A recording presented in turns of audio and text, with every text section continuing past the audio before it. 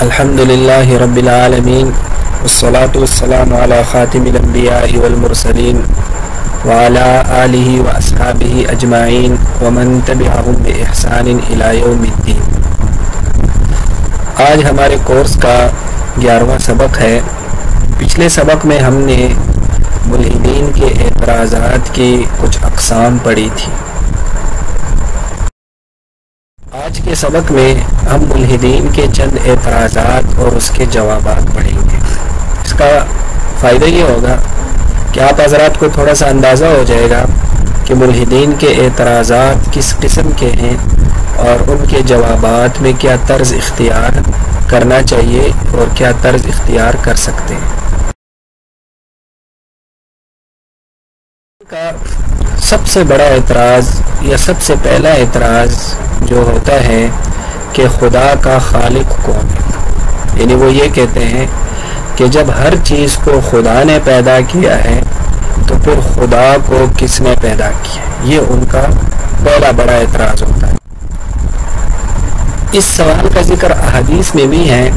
ایک حدیث میں آتا ہے کہ انسان سوچتا رہتا ہے کہ جب ہر چیز کو خدا نے پیدا کیا ہے تو خدا کو کس نے پیدا کیا ہے۔ تو احادیث میں آیا ہے کہ پھر انسان اعوذ باللہ پڑھے اور شیطان سے پناہ مانگے۔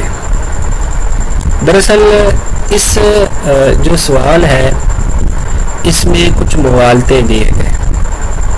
مثلا پہلا مغالطہ یہ دیا گیا ہے کہ خدا کو مخلوق مانا گیا ہے، جبکہ خدا تو خالق ہے، تو خالق تو مخلوق نہیں ہوتا۔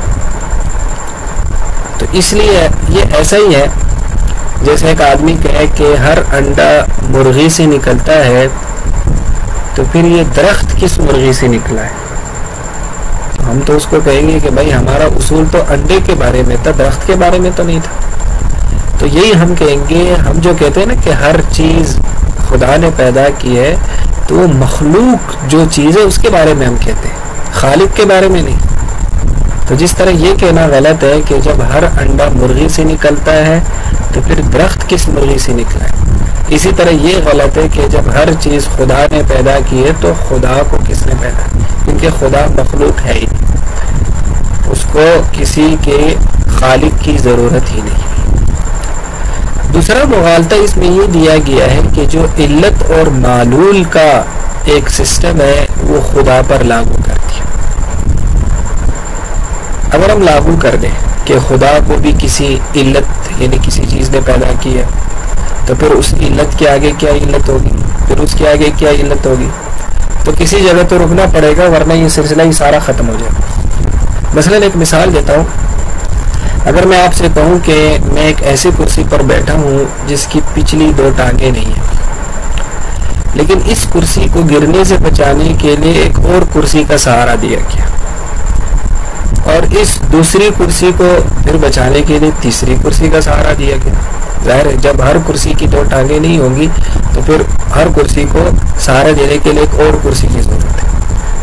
اب یہ جتنی بھی مرضی ہم کرسیاں فرض کریں، جتنی ہم سوچ سکتے اتنی کرسیاں فرض کریں، لیکن یہ سلسلہ اسی وقت ٹھیک ہوگا جب آخر میں ہم ایسی کرسی فرض کریں جس کی ٹانگیں خود ہو، تو اپنی ٹانگوں پہ کھڑی ہو، ورنہ تو جتنی بھی لائن ہو، چاہے اس میں کھربوں اور جتنے بھی ہم یعنی عادات کہہ سکتے ہیں، اتنی کرسیاں بھی ہو، اگر آخر میں وہ کرسی فرض نہ کریں تو یہ سلسلہ جوڑ ہی نہیں سکتا، یہ سلسلہ قائم رہ ہی نہیں سکتا۔ ایک ایسی کرسی فرض کرنی پڑے گی جو ان سب کرسیوں کو سنبھالے۔ تو اسی طرح جب ہم نے کائنات کو کسی علت کسی خالق کی مخلوق مان لیا، پھر ہمیں اس خالق کو کسی کے مخلوق نہیں مان سکتے، ورنہ تو پھر آگے ایک اور خالق ماننا پڑے گا، پھر اس کا ایک اور خالق ماننا پڑے گا۔ تو یہ سلسلہ جب چلے گا تو ہمیں ضرور کسی جگہ پر رکنا ہے، ورنہ اگر ہم نہیں رکیں گے تو پھر یہ چیز پیدا ہی نہیں ہو سکتی۔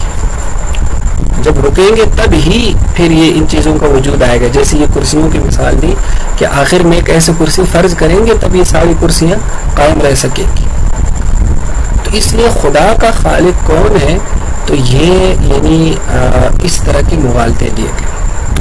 اور اسی سوال کے جواب کے لیے میں ایک اور بات بھی آپ کو عرض کروں کہ ہماری جو انسانی عقل ہے، یہ عقل کے اندر جو ہماری شعور ہے، یہ شعور اور عقل یہ دنیاوی شعور اور عقل ہے. ہم اس دنیا میں جو چیزیں دیکھتے ہیں اس ہم اصول نکالتے ہیں، پھر اسی سے آگے چیزوں کو سمجھتے ہیں. تو جو خدا یا مابعد الطبیعات ہیں، جو اس دنیا سے اوپر کی چیزیں، اس کو سمجھنے کے لیے عقل ہے ہی نہیں، وہ عقل کے پیمانے میں آ ہی نہیں سکتی. تو جب وہ عقل کے پیمانے میں نہیں آ سکتی تو عقل میں وہ چیز چل ہی نہیں سکتی. مثلا میں ایک مثال دیتا ہوں. آئی فون اور جو گوگل کے جو اینڈرائڈ ایجاد کیا ہے وہ تو آپ لوگ سمجھتے ہی ہیں. اب اگر کوئی آدمی اینڈرائڈ کا ایک جو اپلیکیشن ہے اس کو آئی فون میں چلانا شروع کرے، وہ نہیں چلے گا، کیونکہ اس کے لیے اپنے اپلیکیشنز ہیں. تو اسی طرح یہ جو ہماری دنیا ہے، یہ اس دنیا کی چیزوں کو، ہماری جو عقل ہے یہ اس دنیا کی چیزوں کو تو سمجھتی ہے، لیکن جب یہ کسی اور دنیا میں ہم جاتے ہیں، وہ اس دنیا کی چیزوں کو ہم اس دنیاوی عقل سے نہیں سمجھ سکتے. کیونکہ اگر ہم اس دنیاوی عقل سے اسے سمجھے پھر تو وہ چیز اور دنیا کی ہوئی نہیں. تو اور اس دنیا کی چیزوں کا سمجھنے کے لیے میزان اور ترازو بھی الگ ہی ہے. تو ہم بنیادی یہ غلطی کر جاتے ہیں کہ ہم اس دنیا کی چیزوں کو اس دنیا کے عقل اور شعور سے سمجھنے کی کوشش کرتے ہیں. تو یہ سوال کہ خدا کا خالق کون ہے، دراصل چونکہ ہمیں اس دنیا میں ہمارا یہ ذہن بنا ہے، ہم یہ سمجھتے ہیں کہ ہر چیز وجود میں آنے کے لیے کسی علت اور کسی ریزن کی محتاج ہے. چاہے وہ ریزن ملحدین کی نظر میں نیچرل لاز ہو یا مذہبی لوگوں کی نظر میں خدا ہو. یہ ہماری عقل کا ایک مسلمہ ایک چیز ہے، ایک تسلیم شدہ ایک اصول ہے. اب خدا تو اس دنیاوی چیزوں میں سے ہے ہی نہیں، اس لیے اس پر یہ اصول ہم دنیا والا اصول اپلائی نہیں کر سکتے. اب یہ بات کہ خدا پھر خالق کے بغیر کیسے آیا، چونکہ ہماری عقل اس کی عادی ہو گئی ہے کہ اس نے خالق کے بغیر کبھی کوئی چیز دیکھی نہیں، کریٹر کے بغیر، چاہے وہ کریٹر فطری لاز ہو، نیچرل لاز ہو، چاہے وہ خدا ہو. تو اس لیے اسے وہ چیز مانوس ہی نہیں ہے. وہ ہماری جو عقل کے اندر جتنے بھی سافٹ ویئر انسٹال ہے، وہ اس نئی اپلیکیشن کو وہ اس کو ریڈ ہی نہیں کر سکتا. تو ریڈ نہ کرنے کی وجہ سے ہم کہتے ہیں یہ شاید غیر عقلی ہے. جس طرح ہم نے آپ کو اصول میں بتایا کہ کسی چیز کا سمجھ میں نہ آنا اس کے غیر عقلی ہونے کی دلیل. اس لیے جب ہم اس دنیا میں جائیں گے تو یہ پھر ہمیں پتہ چل جائے گا کہ واقعی خدا کا خالق نہیں ہو سکتا. تو یہ اصل اس میں چیز ہے. اتنے مغالطے اس میں ہیں، تو ان مغالطوں سے اگر ہم یعنی اپنے آپ کو آزاد کریں تو کوئی اعتراضی اس میں نہیں بنتا. دوسرا اعتراض جو مشہور ہے کہ اگر خدا ہے تو نظر کیوں نہیں آتا. تو یہ سوال بھی دراصل اسی مغالطے پر مبنی ہے کہ جو چیز نظر نہیں آتی وہ ہے کہ وہ موجود نہیں ہوتی. تو ہم ان سے پہلے یہی کہیں گے کہ کیا آپ کے نزدیک اصول یہی ہے؟ کیا کسی چیز کو جاننے کے یا کسی چیز کے وجود کو جاننے کا ذریعہ صرف مشاہدہ ہے یا مشاہدے کے علاوہ اور بھی ہے؟ تو ظاہر ہے صرف مشاہدہ نہیں ہے. اس بات کو سائنس اور فلسفہ دونوں تسلیم کرتے ہیں. جبکہ مذہب کی روح سے اس کا جواب یہ ہے کہ خدا تو نظر آ سکتا ہے، خدا اپنا آپ دکھا بھی سکتا ہے، لیکن یہ دنیا دارالامتحان ہے. اگر خدا نظر آ گیا تو پھر امتحانوں کا امتحان پھر نہ رہے گا. آپ اگر امتحان گاہ میں ایگزامینیشن ہال میں لوگوں کو سب جوابات ہی دے دیں اور کہا کہ اس سے سوال حل کریں تو پھر تو وہ امتحان نہ ہوا. تو اس لیے امتحان میں ضروری ہے کہ جس چیز کا امتحان لیا جائے وہ دکھایا نہ جائے. تو اس لیے یہاں اللہ تعالیٰ اپنے آپ کو دکھاتا نہیں. ہاں اتنی بات ہے کہ اللہ کے نظر نہ آنے کا مطلب یہ نہیں ہے کہ گویا کہ ہم اندھے ہو کر اللہ کو مان رہے نہیں. اللہ تو نظر نہیں آ رہا لیکن اس کے اثرات نظر آ رہے ہیں. اس لیے تو مذہب نے ہم سے مطالبہ کیا کہ اللہ کو مانو. اس کے اثرات کیا؟ یہ پوری کائنات اس کے اثرات میں سے. اس نے کیسی خوبصورت اور منظم کائنات پیدا کی ہے. یہ خوبصورت اور منظم کائنات کسی کریٹر کے بغیر نہیں ہو سکتی. یہ خود جو قوانین فٹ ہے، یہ جو نیچرل لاز ہے، ان کا بھی تو آگے کوئی خالق ہے جنہوں نے یہ نیچرل لاز تخلیق کیے. جیسے مثلا کشش ثقل ہے، ظاہر ہے اگر کوئی آدمی کہے کہ بھائی کشش ثقل مجھے دکھاؤ، ہم کیا کریں گے؟ اوپر پتھر پھینکیں گے، وہ نیچے آ جائے گا، ہم کہیں گے یہ کشش ثقل ہے. وہ کہیں گے کشش مجھے دکھاؤ، ہم کہتے کشش نہیں دکھا سکتے، کشش کا اثر دکھا رہے، دیکھو زمین کھینچ رہی ہے. تو کچھ چیزیں نظر نہیں آتی لیکن اثرات بڑے واضح ہوتے ہیں. ایک آدمی، دو آدمیوں میں سے کون طاقتور ہے؟ تو مثلاً ایک 200 کلو گرام کی ایک چیز ہم رکھتے ہیں، تو جو آدمی اٹھا دیتا ہے ہم کہتے ہیں اس میں زیادہ طاقت ہے. طاقت کیسے ہم نے جان لی؟ اس کے اثر سے جان لی. اس طاقت کے بلبوتے پہ تو اس نے 200 کلو گرام کی چیز اٹھائی. تو اس لیے یہ جب ہم یہ کہتے ہیں نا کہ خدا نظر نہیں آتا، تو پھر مولدین کہتے ہیں کہ جب خدا نظر نہیں آتا اور آپ مان رہے ہو تو یہ تو مذہب آپ سے ایک غیر عقلی مطالبہ کرے. جو چیز نظر ہی نہیں آ رہی مذہب کہتے ہیں مان لو. تو مذہب نے ایسے تو نہیں کہا مان لو، مذہب کہتے خدا تو نظر نہیں آتا، اس کے اثرات جگہ جگہ ہیں. آپ غور تو کرو، آپ آسمانوں میں غور کرو، آپ سمندروں میں غور کرو، آپ خود انسان کی تخلیق میں غور کرو. یہ انسان کا جو سسٹم ہے کیسا گہرا سسٹم ہے کہ جو طب ہے، جو ڈاکٹری ہے، وہ کتنی ترقی کر گئی پھر بھی انسان کے اندر کا سسٹم پوری طرح پھر بھی نہیں سمجھے، اس میں مزید ریسرچ جاری ہے. تو اس لیے یہ اعتراض بھی غلط ہے. تو یہ میں نے صاحب جواب دے دیا کہ خدا کو دیکھے بغیر مطالبے کا، خدا کو دیکھے بغیر ماننے کا مطالبہ غیر عقلی. تو دیکھو اصول یہ کہ کسی چیز کو دیکھے بغیر ماننے کا مطالبہ یہ غیر عقلی نہیں ہے. ہاں بلا دلیل کسی کو ماننا غلط ہے. تو دلیل صرف مشاہدے میں منحصر نہیں ہے، بلکہ کسی بھی چیز کا دلیل سے جب ثبوت ہو جائے پھر چاہے ہمیں نہ سمجھ آئے ہم مانتے ہیں. جیسے کشش ثقل ہے، قوت کی مثال میں نہیں دی. یہ سائنسداں جتنی بھی چیزیں ہمیں بتاتے ہیں کہ پھر ایک ایٹم کے اندر اتنی چیزیں ہیں، پھر یہ بیکٹیریاز ہے، پھر یہ جراثیم ہے، تو یہ ان کی دلیلیں نہیں ہیں. تو جب دلیل سے ایک چیز ثابت ہو گئی، چاہے وہ مشاہدہ اس کا نہ کیا جائے تو ہم اس کو مان لیتے ہیں. جیسے دھواں دیکھ کر آگ کے وجود کو ماننا، عمارت دیکھ کر مستری کے وجود کو ماننا، میگنیا دیکھ کر بکری کے وجود کو ماننا. تو جو کائنات ہے اللہ کی قوت تخلیق کا اثر ہے. تو اس لیے مذہب بلا دلیل ماننے کا مطالبہ نہیں کرتا خدا کو، ہاں بلا مشاہدہ ماننے کا مطالبہ کرتا ہے. اس لیے قرآن میں سے کہا گیا کہ اللہ کو ماننا ایمان بالغیب ہے، یعنی بن دیکھے ماننا ہے. یہ نہیں کہا ایمان بلا دلیل ہے. تو اس لیے ایمان بلا دلیل نہیں ہوتا، ایمان دلیل کے ساتھ ہے، لیکن مشاہدہ نہیں کرایا گیا. تو دلیل صرف مشاہدے کا نام نہیں ہے، دلیل بہت ساری چیزیں. یہی مغالطہ، بہت بڑا مغالطہ دیتے مولدی. ایک مولد نے لکھا تھا کہ جو چیز بلا دلیل، جو آدمی مجھ سے بلا دلیل کسی چیز کا مطالبہ کرتا ہے میں بلا دلیل اسے رد بھی کر سکتا ہوں. تو یہاں مغالطہ کیا ہے کہ اس نے مشاہدے کو دلیل کے مترادف کہا.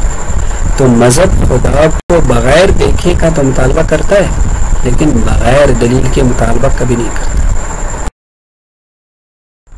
چوتھا اعتراض وہ کرتے ہیں کہ اگر خدا ہے اور اتنی صفات سے متصف ہے تو دنیا میں برائیاں اور مظالم کیوں نہیں، وہ روکتا کیوں نہیں؟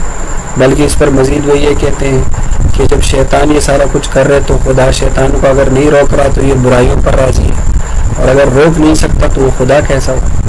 تو یہ دراصل تخلیق کائنات کے مقصد سے ناواقف ہے. اللہ تعالیٰ نے بار بار قرآن میں یہ جو کہا ہے کہ ہم نے اس کائنات کو پیدا کیا، کیوں؟ تاکہ لوگ ہماری عبادت کریں اور تاکہ ہم دیکھیں لیبلوکم، تاکہ ہم تمہیں آزمائیں کہ کون اچھے عمل کرتے ہیں. تو یہ دنیا دار الامتحان ہے. تو امتحان میں بنیادی شرط یہ ہوتی ہے کہ امتحان دینے والے کے پاس کرنے اور نہ کرنے دونوں کا اختیار. تو جب اللہ نے ہمیں اچھائی کے بارے میں امتحان میں ڈالا تو برائی بھی بتا دی اور دونوں راستے بتا دیا کہ یہ برائی ہے یہ اچھائی ہے، اب تمہاری مرضی. تو اس لیے اللہ ان دنیا میں جو برائیاں اس پر راضی نہیں ہے، یہ تو ہم خود کرتے ہیں. وہ یہ برائیاں روک بھی سکتا ہے لیکن اگر وہ روک لیں تو پھر تو ہمارا امتحان نہ رہا، پھر تو ہم فرشتے بن جائیں گے. اور جب امتحان نہیں رہے گا تو ہمیں جو اللہ نے اپنا خلیفہ بنایا ہے، انسان کو جو اتنا بڑا مقام دیا ہے، وہ ختم ہو جائے گا. تو اس لیے جب تخلیق کائنات کا مقصد ہی یہی ہے کہ دنیا میں برائی اور اچھائی دونوں رہے اور ہمارے پاس اختیار ہو کسی کو چننے کا، تو پھر یہ سوال ہی نہیں بنتا۔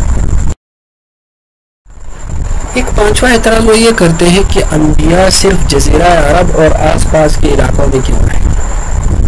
یہ سوال دراصل انبیاء کی تاریخ سے ناواقفیت پر مبنی ہے۔ ہاں، یہ سوال یوں بن سکتا ہے کہ قرآن میں اللہ تعالیٰ نے صرف ان انبیاء کا ذکر کیوں کیا جو صرف جزیرہ عرب میں آئے؟ دراصل اللہ تعالیٰ کا اصول یہ ہے، اور اللہ نے قرآن پاک میں فرمایا وَإِن مِّنْ أُمَّةٍ إِلَّا خَلَا فِيهَا نَذِيرٌ، دنیا میں کوئی ایسی امت نہیں ہے جس میں ہم نے ڈرانے والا نہ بھیجا۔ انبیاء تو ہر جگہ ہے، لیکن اللہ نے قرآن پاک میں صرف جزیرہ عرب اور آس پاس کے علاقوں کے انبیاء کا ذکر کیا۔ کیوں؟ وجہ اس کی یہ تھی کہ ظاہر قرآن پاک انبیاء کی تاریخ کی کتاب نہیں ہے۔ قرآن پاک میں جن انبیاء اور ان کے قوموں کا ذکر ہو گیا وہ محض عبرت کے لیے، کہ اس قوم میں یہ برائی تھی تو ان کو یہ سزا دی، اس قوم میں یہ برائی تھی ان کو یہ سزا دی، بطور مثال کے، بطور عبرت کے۔ اس لیے اب چند انبیاء کا ذکر کرنا تھا۔ اب چند انبیاء کا ذکر کرنے میں ایک تو یہ تھا کہ کسی غیر مانوس علاقے کے انبیاء کا ذکر کرتے ہیں، تو اس میں مسئلہ یہ ہوتا کہ جو خود عرب تھے، جو اولین مخاطبین تھے، ان کے لیے ماننا بڑا مشکل ہوتا، کیونکہ وہ پہلے یہ مطالبہ کرتے کہ پہلے ہمیں جا کر ان انبیاء کا ثبوت دکھا دو۔ اب اس وقت تو اتنے ذرائع نقل و حمل نہیں تھے، تو آپ علیہ السلام کیا کرتے کہ ان علاقوں میں جاتے ہیں، پھر وہاں ان انبیاء کی واقعات دکھاتے، پھر وہ تبلیغ کا مقصد ہی فوت ہو جاتا۔ اس لیے اللہ تعالیٰ نے ان اولین مخاطبین کی رعایت کرتے ہوئے ان انبیاء کا ذکر کیا جو صرف جزیرہ عرب میں آئے، اور جو باقی مخاطبین ہیں جو بعد میں آنے والے ہیں تو ان کے لیے تو وقت بڑا وسیع ہے، وہ ریسرچ کر سکتے ہیں کہ ان علاقوں میں یہ انبیاء آئے نہیں آئے، جیسے آج کل پروف ہو چکا کہ ان علاقوں میں یہ انبیاء آئے۔ تو اس لیے وہ چونکہ ابتدا کا زمانہ تھا، اس میں ریسرچ کا موقع نہیں تھا کہ پہلے ریسرچ کرتے پھر منوائی جاتی، تو اس لیے اللہ تعالیٰ نے ان اولین مخاطبین کے لیے غیر مانوس چیز کا ذکر ہی نہیں کیا، صرف ان چیزوں کا ذکر کیا جو مانوس ہو۔ جو بعد میں آنے والوں کے لیے اگر وہ غیر مانوس ہے تو ان کے لیے تو ریسرچ کی بڑی وسیع دنیا ہے، جیسے آج کل ہمارے لیے بڑی وسیع دنیا، اور اب بڑا پروف ہو چکا ہے کہ واقعی ان علاقوں میں انبیاء آئے۔ تو یہ اولین مخاطبین کا اللہ تعالیٰ نے خیال رکھا ہے، کوئی ایسی چیز ذکر نہیں کی جس کو سمجھنے کے لیے، جس کو جاننے کے لیے کسی ریسرچ یا کسی وقت کسی اور چیزوں کی ضرورت ہوتی، ورنہ تو پھر نبی اور صحابہ اسی میں مشغول ہوتے، جو تبلیغ دین کا مقصد تھا وہی فوت ہو جاتا۔ ہاں، جب ہمارے پاس آیا تو ہمارے پاس چونکہ اب دین کمپلیٹ ہو چکا ہے، اب ہمارے ذمے ہم اپنی عمر میں ریسرچ کر لیں کہ کیا قرآن نے جھوٹ بولا ہے، نعوذ باللہ ربیہ کا ذکر کر کے واقعی ان علاقوں میں یہ انبیاء اور یہ قومیں آئی ہیں۔ تو اس وجہ سے اللہ تعالیٰ نے صرف چند انبیاء کا ذکر کیا۔ چھٹا اعتراض ہے کہ یہ کیسے ممکن ہے کہ اللہ تعالیٰ ایک ہے اور ہر جگہ موجود بھی ہے؟ تو دراصل اللہ تعالیٰ ایک ہے، لیکن جب ہم کہتے ہیں کہ وہ ہر جگہ موجود ہے تو اس کا مطلب ہے کہ اللہ کی قدرت اور علم ہر جگہ موجود ہے۔ جیسے مثلا ہم کہیں کہ سورج تو آسمان میں ہے لیکن پوری دنیا میں ہر جگہ ہے۔ سورج ہر جگہ کیوں؟ اس کے اثرات ہر جگہ ہے، اس کی شعاعیں، اس کی روشنی۔ تو اسی طرح اللہ تعالیٰ جو ہر جگہ ہے وہ اپنی صفات کے ذریعے ہر جگہ ہے۔ اللہ نے تو یہ کہا کہ ہم تمہاری شہرک سے بھی زیادہ قریب ہیں۔ تو اس لیے اللہ کے ہر جگہ ہونے کا مطلب ہے کہ اللہ کا علم اور اللہ کی قدرت اتنی وسیع ہے کہ گویا کہ وہ ہر جگہ ہے۔ ظاہر علم اور قدرت جب ہو تو انسان ایسے ہی کہتا ہے کہ وہ گویا کہ خود موجود ہے۔ تو اس لیے اللہ کے ہر جگہ ہونے کا یہ مطلب نہیں ہے کہ اللہ کی جو ذات اقدس ہے وہ مثلا اس کمرے میں بھی نہیں۔ اللہ اس کمرے میں ہے، یعنی اسے اس کمرے کا ایسا علم ہے جیسے وہ خود یہاں موجود ہے، اسے اس کمرے پر ایسی قدرت ہے جیسے وہ خود یہاں موجود ہے۔ تو اس لیے یہ سوال بھی اللہ تعالیٰ کی ذات اور صفات میں فرق نہ کرنے کی وجہ سے ہے۔ یہ ایک مشہور اعتراض کیا جاتا ہے کہ مسلمانوں کے نزدیک عورت ناقص العقل۔ دراصل یہ عورت کے بارے میں جتنی بھی اعتراضات ہیں، یہ جو آج کل کا جدید فلسفہ ہے فیمینزم، جو فیمینزم ہے، جو خاص طور پر عورتوں کے حوالے سے تحریک اٹھی ہے، اور یہ مستقل ایک فلسفہ ہے کہ ابھی تک جتنی دنیا آئی ہے وہ سارے مردوں کا معاشرہ تھا، تو عورت ہمیشہ تابع رہی ہے، تو اس کی ضد میں پھر انہوں نے مذہب کو بھی لے کر آئے. تو یہ ایک مستقل ایک فلسفہ ہے اور اس کا رد ایک الگ طریقے سے ہوگا. تو اس لیے یہ جو یعنی کہا جاتا ہے تو یہ عورتوں کے بارے میں اس طرح کے اعتراضات اس فلسفے کا اثر ہے. مثلا اسی اعتراض کو لے لیتے ہیں کہ وہ کہا جاتا ہے کہ حدیث میں آیا ہے کہ عورت ناقص العقل ہے. تو یہاں ناقص سے مراد وہ اردو والا ناقص لیا ہے جس کا مطلب ہے عیبدار ہونا. تو جو عورت کو ناقص العقل کہا گیا وہ یہ نہیں کہا گیا کہ اس میں عیب ہے، بلکہ مطلب یہ ہے کہ عورت کی جو عقل کی کیفیت ہے اور جو کمیت ہے یہ بالکل ایک الگ کیٹیگری کی ہے. مثلا دین ان کا ناقص ہے، اس سے مراد ہے کہ وہ دین کے پورے دین پر اس طرح عمل نہیں کرتی جس طرح مرد، اور وہ اللہ نے ان کو اجازت دی ہے. مثلا مہینے میں آدھا مہینہ وہ نماز نہیں پڑھتی، روزے میں ان کے لیے چھوٹ ہے، اس طرح کے بہت سارے احکامات میں ان کے لیے چھوٹ ہے.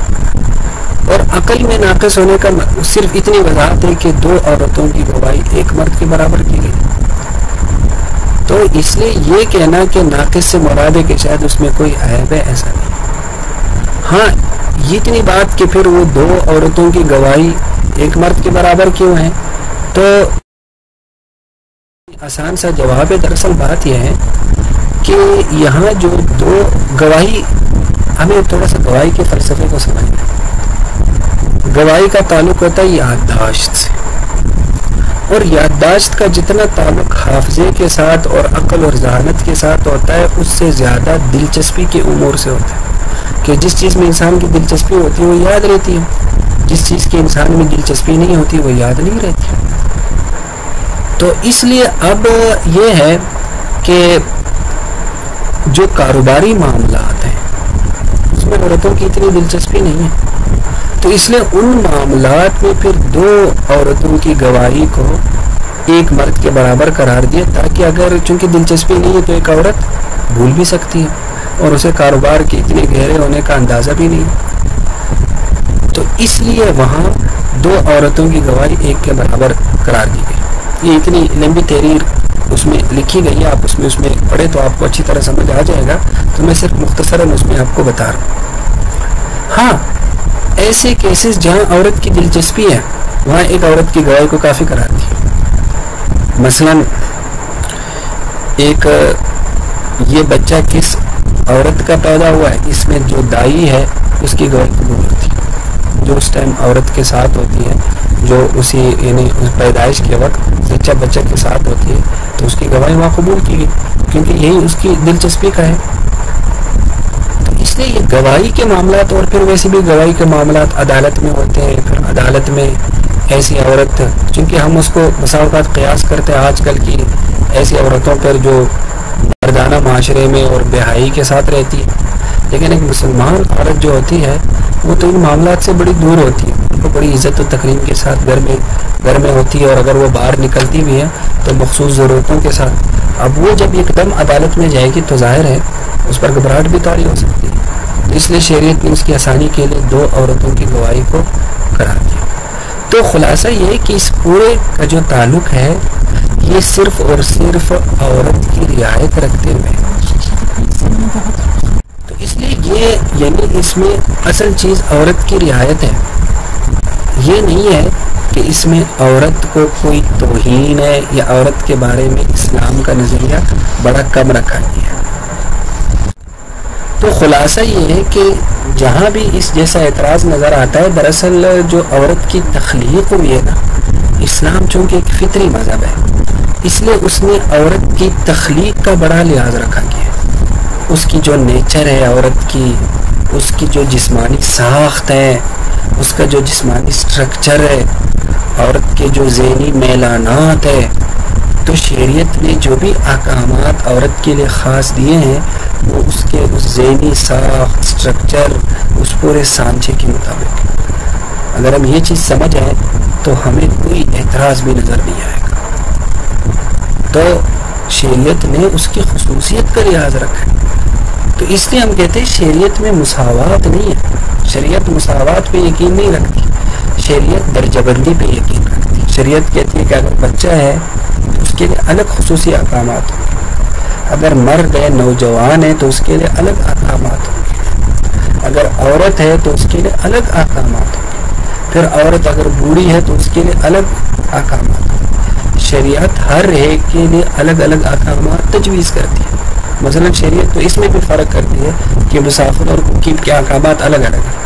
یا پھر ہم یہ کہیں گے کہ شریعت میں سارے مرد برابر نہیں ہیں. جو گھر میں بیٹھا ہوا اس کو کہتا ہے 4 رکعت پڑھو، جو سفر پہ جا رہا ہے اس کو کہتے ہیں 2 رکعت پڑھو. اب وہ جو 2 رکعت پڑھ رہے کہ ہم اس کو کہیں کہ اس پر ظلم ہے، اسے 2 رکعت کی کیوں اجازت دی ہے؟ صرف کیونکہ وہاں اس کی جو حالت ہے اس کا لحاظ رکھا گیا. تو شریعت نے جہاں بھی عورتوں کے بارے میں خصوصی احکامات دیے وہ صرف اس وجہ سے کہ عورت کا اسٹرکچر اس کا تقاضا کرتا ہے. یہ نہیں ہے کہ اس میں عورت کو ذرا اس کا درجہ کم کرنے کی کوشش کی. تو ہمیں شریعت کا یہ فلسفہ سمجھنا ہے. تو یہ ایک بہت لمبا موضوع ہے اور ایک مستقل موضوع ہے کہ عورت کا کیا مقام ہے شریعت میں، یا عورت کے لیے جو خصوصی احکامات ہیں وہ کس قسم کے. تو میں اس فلسفے میں زیادہ نہیں دینا چاہتا، ورنہ تو نماز سے شروع کر کے کاروبار، نکاح، طلاق، موت تک عورت کے لیے جو مستقل احکامات ہیں ایک ایک حکم آپ غور کریں گے تو آپ کو سمجھ آئے گا کہ اس میں عورت کے اسٹرکچر کا بڑا لحاظ رکھا گیا ہے. تو یہ جو جدید فلسفہ یہ اسٹرکچر کا لحاظ نہیں رکھتی. دیکھ رہے ہیں انہوں نے اسٹرکچر کا لحاظ نہیں رکھا کہ عورت کو آپ بناؤ، اس کو سیلز گرل، یعنی اس کو سیلز گرل بناؤ اور اس کو آگے آپ اس طرح کرو، اس سے اشتہارات کرو. اب یہ جب آپ نے عورت کو باہر نکال کر وہ والے کام بھی اس کو سپرد کر دیے جو مردوں نے کرنے تھے، تو عورت کا اپنا کام ہی رہ گیا. وہ کیا؟ ولادت پر. اب جو مغربی معاشروں میں ولادت اتنی کم ہوتی ہے، جو شرع پیدائش ہے وہ اتنی کم ہوتی ہے، اس کی بنیادی وجہ یہ کہ ایک عورت یہ سارے کام اکٹھے کر نہیں سکتی کہ وہ ولادت کا فریضہ بھی سر انجام دے اور وہاں جا کر مستقل مردوں کی طرح کام بھی کرے. صرف 9 مہینے تو عورت کو حمل ہوتا ہے اور اس کی کیا حالت ہوتی ہے؟ کیا اس میں وہ مردوں کی طرح گاڑی چلا سکتی ہے؟ مردوں کی طرح صبح سے لے کر رات تک دکانداری کر سکتی ہے؟ وہ مردوں کی طرح جو باری باری کام ہے وہ کر سکتی ہے؟ تو یا تو وہ کرے گی یا یہ کرے گی. تو اس لیے شریعت نے عورت کا خصوصی لحاظ رکھا گیا. تو یہی تو ہماری شریعت کا حسن ہے کہ یہ فطری بالکل ایک نیچرل مذہب ہے. اس میں ہر ایک کی جو خواہش ہے، ہر ایک کی جو جسمانی ساخت ہے، ہر ایک کے جو ذہنی میلانات ہے، اس کے مطابق اس کے لیے احکامات تھے. تو اس لیے اگر ہم شریعت کو ان فلسفوں سے نہ دیکھیں جو جدید دنیا نے کریٹ کیے ہیں، بلکہ ہم شریعت کو بالکل انسانی نیچر کی نظر میں دیکھیں یا انسانی نیچر کی روشنی میں دیکھیں تو یہ شریعت بڑی کامل نظر آئے گی. وآخر دعوانا ان الحمد للہ رب العالمین.